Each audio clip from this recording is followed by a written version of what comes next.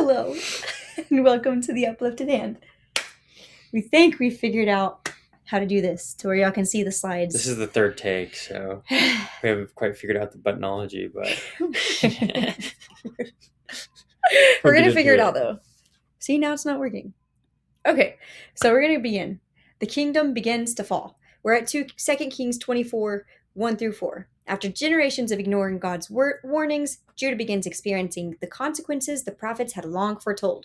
Babylon rises to power under the Nebuchadnezzar, and Judah loses its independence. The kingdom isn't collapsing because God abandoned his people. It's collapsing because his people repeatedly chose to abandon him despite his patience and countless warnings. The pendulum. Boom! It worked. The warnings become reality. God's promises include both of his blessings and his warnings. King Jehoiakim rebels against Babylon, but the consequences God spake through his prophets began unfolding. Every warning had been an invitation to return to him. Sadly, Judah refused to listen. The first exile. The people, the treasures, and the young king are carried away to Babylon. Jehoiachin, who is one of the sons of Josiah, becomes king after his older brother was kicked down by Egypt. So he took over, and he reigned for only 3 months before surrendering to Nebuchadnezzar. And then Babylon carries away the temple treasures, skilled workers, and many of Judah's people, fulfilling the prophecy Isaiah gave to Hezekiah's generations earlier. Boop. One last chance. Zedekiah is given one final opportunity, but he chooses rebellion instead.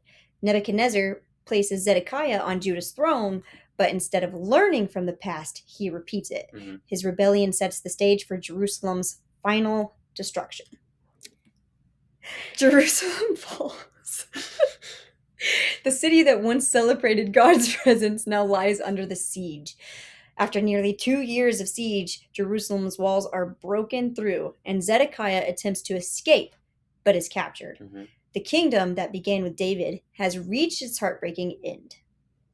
And then, also, we're in 2 Kings 25 now. Tell by the bottom left. Yeah, see? Right there. That over there. I wish there was like a pointer.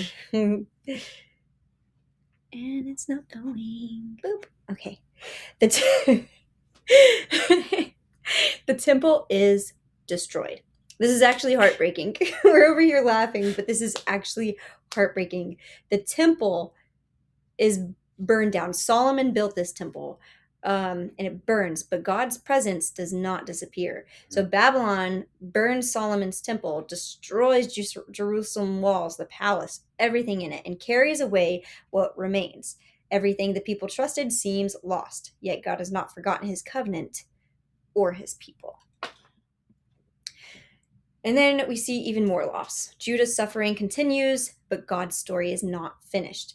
Gedaliah is appointed governor over those left behind, offering a small opportunity for peace.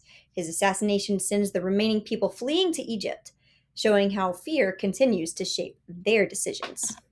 Boop. A quiet ray of hope.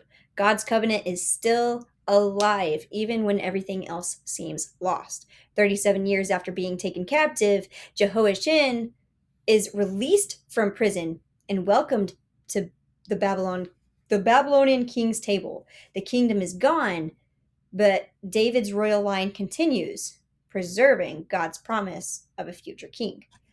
Boop. All right. Discussion points. The Lord keeps every promise he makes, even when his timing is different than we expect. How do these chapters help you trust that God always keeps his word? When life feels like something has been lost, how can remembering God's promises give you hope? Take this with you this week. The kingdom fell, but God's covenant did not. Even when everything around us seems broken, God is still faithfully working to fulfill his promises. Thank you for listening to The Uplifted Hand.